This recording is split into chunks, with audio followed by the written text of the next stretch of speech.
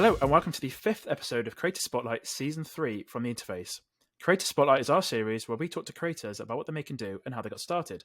Today I'm joined by Sébastien Page from iDownload Blog. Welcome, Sébastien. Yeah, thank you very much for having me. No problem. As I said, we chatted a little bit pre-show. I've always been a long admirer of your show you did with Cody from iDownload Blog. It was called Let's Talk iOS initially, wasn't it? And then you renamed it at some point. So yeah. It's a really, really good show. I really enjoyed that for a long time. So, thank you. Yeah, just give everyone a little bit of introduction, because even though you own iDownload Blog, I guess not many people would know of you, if that makes sense. So just give us a little bit of introduction. Yeah, so I created iDownload Blog in 2008. Initially, it was mostly a blog about jailbreaking the iPhone, which was really, really big at the time. Mm-hmm. So I created, I think, a little niche in that space, and then branched out to less obscure content types on the blog. Went into news coverage, obviously, application reviews, accessory reviews, and tutorials. And as the years passed, I took more and more steps away from the day-to-day coverage of content on the site, and made room for people that I think are better than me at doing it. So that's why my name, back in the day when I started, I was the only person. So my name was really the face of the site. But over the last many years, actually, I've taken such a large step away from it that, yes, my name is barely on the site, except for the About page. And that's probably why people don't know who I am, which is totally fine. Yeah. I guess that's the way it goes. Sort of as a company gets bigger or a website blog gets bigger, there's a lot more admin stuff to do, isn't there? A lot of day-to-day tasks. It's surprising how long it takes time. So Yes, absolutely. So I do a lot of stuff in the background that people don't see, but that have a direct impact on what readers would see on the site or the experience they would have on the site. 100%. Yeah, it's there's a lot of blogs that started on early on. So that was 2008. That's 1 year on from the iPhone. And then the only other one I can remember, like in my head, that's gone back as far, not as far, but pretty much that's what time is Mac Rumors. That started out very early on. And yeah, Mac Rumors definitely existed at the time when I started. Apple Insider probably was there. 9to5 Mac, I'm not sure, but it probably was around the same time as well. I'm definitely not claiming to be the first. I definitely wasn't the first. Not a pioneer at all. No, but kind of like if you compare it to the space we're in now, there's so much, because Apple's a lot. I think Apple's a lot bigger than it was back then. Absolutely.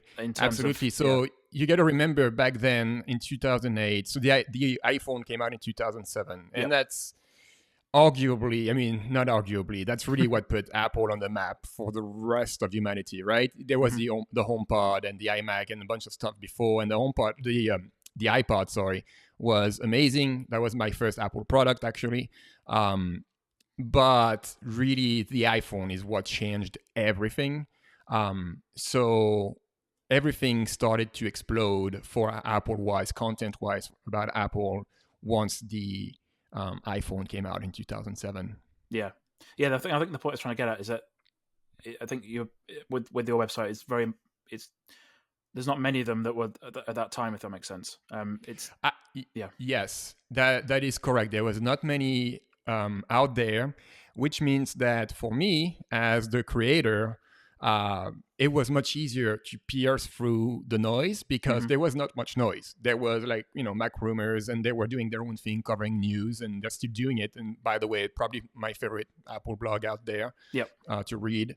And so there was not really anything, especially in my niche, which was jailbreaking, iPhone jailbreak. That was really my stuff.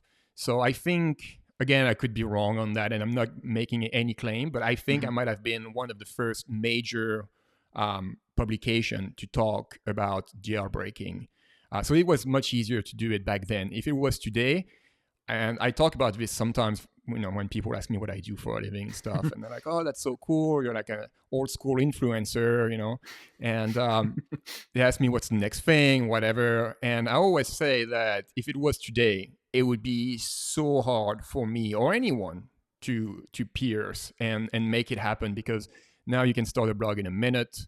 Actually, blogging is kind of not dead, but definitely not as hot as it used to be. Now it's videos, YouTube, TikTok, Reels on Instagram, stuff like this. So the landscape has changed a lot. I feel like I was at the right place at the right time with the right tools. I was lucky in a sense. Yeah, definitely. And like the state of, I remember you guys did a jailbreaking podcast. It must, like, for a podcast to launch in such a very small niche of things, that sort of arcs back to how it used to be as well. Because Yeah. jailbreaking's not a thing anymore, really. There's a few No. bits and little drips and things about it, but it's not really possible. So it's a different time. It is. But it is still possible, and Yeah, a little bit. I don't really keep the pulse on it anymore. We've got Anthony at IDB that does this, and he's amazing. Yeah. Again, arguably the best source of information regarding jailbreaking online today. But yeah, we had this podcast, Let's Talk Jailbreak, which exploded in the charts of iTunes. On iTunes, it was available on Apple Podcast, now called Apple Podcast. And so we were like, oh my God, like we are featured on the homepage of iTunes. And then someone at Apple probably was like, what are these guys doing on the homepage? They're talking about jailbreaking the iPhone. So they yanked us. They absolutely, like they removed us. Like you couldn't find us on iTunes anymore, which means if you're not on iTunes, then you're not anywhere really for a podcast. Yep. And that's how the other podcast was born. We're like, all right, let's do something that's more kosher. Let's not talk about jailbreaking on this. It's just going to be Apple stuff, no hacking, no nothing. And that was Let's Talk iOS. Yeah, and then we'll get onto that next, because that's I can't remember where I found it from. I think I was reading the website at the time, so must have been 2013, 2014. I then must have seen the podcast on there, and I think I must listen to every, like, commuting and walking and things. I listened to it, and that sort of lends me on to sort of the end. Like you did. It was rebranded as Downtime some point, like 3 or 4 years ago, I think. And then, if I may ask, what was the main reason that you and Cody decided to stop doing the podcast at that point? Was it that you felt it going to long enough, or? Well, the reason is that it was taking, as you probably know, it takes a lot of time to do a podcast, right? So you listen to an hour episode, but that hour episode that you listen to probably took 4 or 5 hours to like prepare, to record, to edit, to fix things, to prepare the show notes, the artwork, and upload and all that stuff. And so that was taking a lot of time on me every week, because I was the one producing, quote unquote, the podcast. And then we were not growing. And I was like, we're doing this essentially for free. And it is fun. I had a blast doing this every week with Cody, but there were times where it felt like an obligation because we were doing this every single week, every single Monday at exactly the same time. And it felt hard, like when I was traveling and I would bring a microphone with me and would record like from a hotel room somewhere or from like my in-laws, like spare bedroom. And it was just it didn't feel good. Like it felt like an obligation. It felt like a chore. And I was like, you know what? I think I want to stop doing this. And once we took like a break, I think we said like, hey, let's take a break for the summer because I was going to France. Let's take a break. And then I was like, oh, it feels so good not having to do this anymore. That when I came back, I was like, I don't want to do it anymore. I'm sorry, but I don't want to. And I think we tried to make it from time to time, like once a month or something, but it wasn't the same. Once I stopped, I was like, this is so nice not having to do this, that I don't want to do it again. Especially because we were not making any money. If anything, it would cost money and not much. The hosting is, virtually, free. But it costs time and it costs money to do it, a little bit of money. And I was like, it just doesn't make sense for me to do this. I've got, I've got 2 kids. I've got things to do, and podcasting is not the top priority. Fair enough. Yeah. I can attest to that. It takes a lot of time. It's the main reason. So this show is this must be the 25th episode now. And there's no strict time scale for it because I never wanted to commit to that. It was, right. I'll do 10 episodes a year, and that was the sort of time scale I set myself. So, and I could do 2 other podcasts as well. So one 2 a month, one of those each month. If that makes sense. Right. So I can definitely attest to how much time it takes. I find though, editing video I find easier than editing audio for some weird reason. Um, Well, it's definitely easier than video, I assume. I never really edited video except a couple of things on iMovie really quick, but yeah, yeah, it's much easier, right? You have like 2 lines on the screen and you just get like cut things and move things around. But it's not something that I was good at. I was good at cutting, removing hmm pieces and stitching them back together, but the sound, I was never satisfied with the actual final product, when you listen to yeah, it. And yeah, we have decent microphones, and I just never figured it out, and I wasn't motivated enough to like download some plugins and yeah, stuff like this to make it perfect. yeah. What I was getting at, I find video podcasts easier to edit than audio ones because Oh, that's what you meant. Oh, yeah, sorry, yeah, I misunderstood you. that's Yes, all right. okay. Yeah, so the other 2 shows I run, we've only just switched to video, and they were audio beforehand, and it would take me hours and hours and hours to edit them because I'd be very picky on silences and different things, and I'd have to really concentrate on making sure that everything lined up correctly. With video, I can literally just watch it and cut, and then it seems to go a lot quicker. I'm not entirely sure why, but yeah. So that's one of the main reasons we do video. So, um, yeah, that's good to get some insight. And I think, if correct me if I'm wrong, I think you guys did the show for like once a week for, was it 10 years or something stupid like that? Something like that. Yeah, I don't exactly remember, but it yeah, was a stupid number. Like, why did we do this to ourselves? But at some point, it was like a principle kind of thing. Like, we've been doing it for so long, we can't yep, break the streak, right? yep, Like, I do 10,000 steps a day. Every single day, rain or shine, I'm almost at 1,000 days straight. Like, there's no way I'm going to break this streak, right? yep, I want to get to 1,000. And then after that, I want to get to 2,000. So the podcasting was the same thing. Like, we want to like make it every single week because we've been doing this for so long that we have to keep doing it. It's a yep, personal challenge almost. yeah, definitely. I can see that. But then, as you said, when you're doing stuff like that, there's no real point if you don't feel motivated to do it anymore. Yeah. And there has to be some enjoyment from it. So, but I'd imagine, yeah, that makes a lot of sense. There's no point in doing it. So, but yeah, but yeah, I think like most of the audience you had, I think I got a lot of enjoyment from it. It was really, really good to listen to, and the banter between you and Cody was very enjoyable. So it was good. Yeah, thank you. I That's right. actually talked to Cody on the phone, like on my daily walk, on my daily 10,000 steps. We spent about an hour and some minutes on the phone, and we're like, man, that could have been a podcast. Yeah. And it was like, well, we should do an episode. Like every once in a while, someone hits me up on Twitter or by email asking when are we going to do the next episode, and I'm like, yeah, maybe. I mean, I still have my hosting account for the podcast. It's still live, and I still pay for it every single month, actually. So technically, I still have the microphone and the headphones. We could do this. It'd be fun, like a reunion kind of thing. Yeah, yeah, I'd enjoy that definitely. Thank you. Yeah, and then just jump back to the IDB website. So, how many people have you got doing the day-to-day writing stuff? What's the team sort of like? So there are two full-time persons. There is Christian, who is in Croatia, and Yep. there is Anchor, who is in India.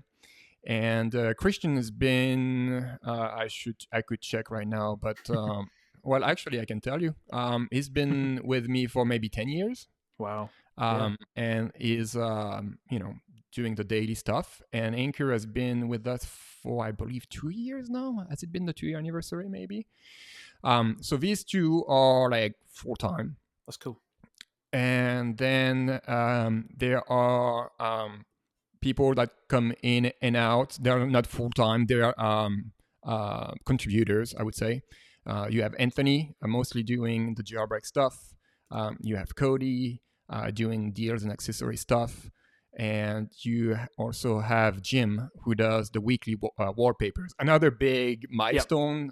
Jim has been doing this for 10 years as well, I think, like the wallpaper.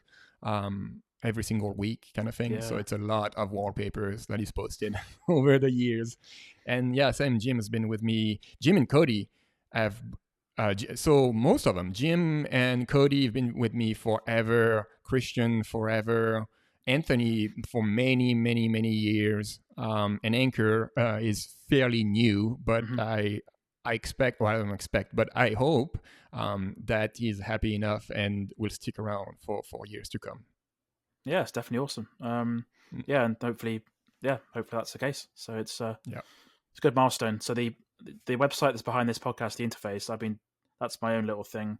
I've been doing that for over 10 years now. So Wow. yeah, must be 10.5 years. Yeah, so That's it's good. huge. It's a good milestone. Yeah, Yeah. Well, how definitely. old are you then? I mean, you look pretty young. 26.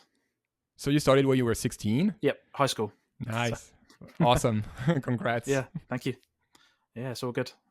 It's definitely good to have something to work on like that. It's sort of quite what's the word? Just quite fulfilling Hmm. to do this all the time, and you see all the numbers rack up, and it's definitely a good milestone. So Yeah. yeah, definitely. That sort of lends us in a little bit to the next topic I want to get to was the Apple stuff was announced last week, if that's okay. So we were initially going to record on Tuesday last week, and then we both realized, oh, there's actually an iPhone event on Tuesday, so we'll. I completely forgot as well. So, what do you think about what was announced last week? It's a mixed bag for me, but I just want to see what your take is. Well, for me, I've been doing this again since 2008, right? Full time. And so I feel like I've seen it all. I've Yeah. literally actually seen it all since the first iPhone introduction in 2007. I remember like the feeling of it, feeling like my life is changed. There's going to be a before and after, like I could sense it, even though like the site hadn't existed yet, didn't exist yet or anything. So I feel like I've seen everything. And I've been very close to it because every year we cover the event and then Hmm. we cover everything around the event and we go deep dive into the features and everything. So after doing this for 15 years, and again, I'm 40, I'm going to be 43 this year, I feel a little bit jaded. I feel like I'm not easily impressed by products, by anything that comes out. So that doesn't mean I don't get excited for things, but I don't jump out of my seat as I used to do. Like I don't Mm. rewatch the event 5 times as I used to do. Now it's just more like, all right, let's see. Okay, that's the new iPhone. Okay, iPod. Okay, Apple Watch. Oh, it's still the same than it was 5 years ago. Okay. Oh, new system on a chip. Okay. So that's how I feel. Like I'm not very excited. Now that said, I'm still gonna get the new iPhone. I'm actually excited about the weight reduction. Yes. See, I'm old. That's the things I care about. Like I complain. Like actually, Cody was funny last week. It's like, oh, finally, you're not gonna stop complaining about your carpal tunnel, Because I've been complaining about this for years. I'm like, these phones are getting heavier and heavier every single year, and it's Yeah. Yeah. not manageable for me. So that's probably the most exciting thing about the new iPhone. That and USB-C. That I'm, USB-C is secondary, but the weight thing, Yeah. I'm like, that's the reason why I'm buying this iPhone this year. Yep. But that said, and I feel every time someone comments on Twitter or on the site or anything about like, oh, that's what you call innovation, Apple. That's not innovation. I'm like, this, like we've come so far Oh yeah. into the smartphone technology that it's very, very hard to surprise people and astonish people with new feature every year. So I totally get it. Like I'm not mad at Apple for not being innovative. Like they're still innovating like crazy. Like don't get me wrong. This is still like the leading top tech company for me in the world, like Mm. hands down. But they're so high up that you can't just create a revolution every single year with every new iPhone. You just can't, right? So now it's incremental Hmm. incremental changes every year, and I'm cool with that. It just doesn't get me excited as it used to, but I'm Yeah. fine. But the other problem is if you do something radical, then the user base is so massive, it might alienate people. Right. If that makes sense. Yeah. Yeah. Just think, oh, what's this? And then they won't even buy it. So it's sort of, incremental stuff is good. I get that. There'll be not well, even 2014, 2015, I'd be like, wow, look at all this new stuff. And the past few years, I'm like, nah, like I forgot. I used to remember in my head like all the different changes, and I just all merged. I can't even think what changes came from what year, and it's like, yeah, it's the new phone. Like, Yeah, yeah. What really like probably the product that excites me the least is the Apple Watch. I really think that I really feel like they're not really pushing the envelope enough mm-hmm. here, and they could just do like a redesign just to change it up, but they won't even go there for some reason. So that's really the one where I'm like, and I don't even wear an Apple Watch. I haven't been wearing one for years now. All right. But that's one that I'm like, no, this like guys, you could do it, you could work a little harder on this one, especially it's such a massive product for them as Oh yeah, well. You know, it's something that you see on everybody's wrist, at least here in California. yeah. I hear as That well. I So feel they could do a little more work on it. yeah, But they even know what even they're doing, right? If they don't do it, they probably have the data research that tells them that that they don't need to do much. You know, yeah, they still sell them. yeah, yeah. Even here, there's loads of people wear them, so it's very popular. Yeah. So yeah, definitely. And then the day we're recording is 18th of September. So today is the day that iOS 17 is going to come out as well. Have you had any time to play around with it in the beta process? It's not something I dabble with anymore. Again, I'm an old man, so usually I download the beta on day one. Sometimes, I restrain myself and I download it on day two.